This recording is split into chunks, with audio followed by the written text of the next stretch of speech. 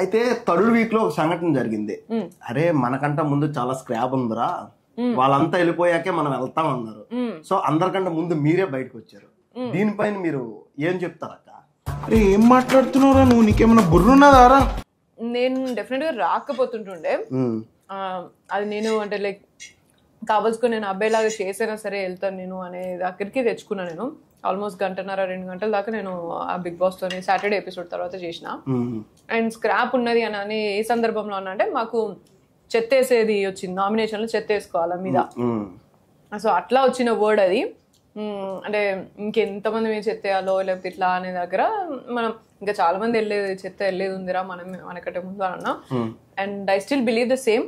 But you know నేను బ్యాడ్గా portray చేస్తున్నారు లేకపోతే బ్యాడ్గా అనేది నాకు తెలియదు, అసలు బయట ఏం జరుగుతుందనేది నాకు తెలియదు.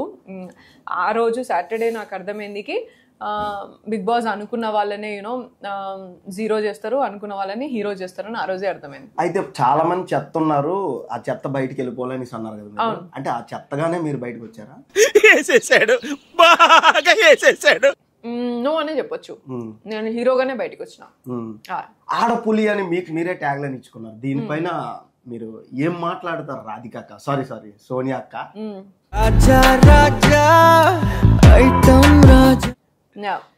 తినుకుంటా పేర్లు మర్చిపోతాను కావచ్చు. బాగాలేదా? టేస్ట్ బాగాలేదా? టేస్ట్ బాగుంది, పిలవాలనే పిలిచా. దీనికి పైన ఏం మాట్లాడాలనుకుంటా? అంటే నువ్వు సోనియా అక్క అనుకుంటానో లేకపోతే రాధిక అక్క అనుకుంటానో? ఇప్పుడు అంటే నేను అనుకోవట్లేదు, జనాలు అనుకునే మాటను నేను తీస్తున్నాను అక్క, ఇంకేమనుకోవద్దు. అంటే నువ్వు అక్క అని పిలవాలని ఉన్నది అని అంత స్పెసిఫిక్ గా అంటే మరి నేను ఇంకేదో అని అనుకున్నా. చాలా సెకలు ఉన్నారా నీలో?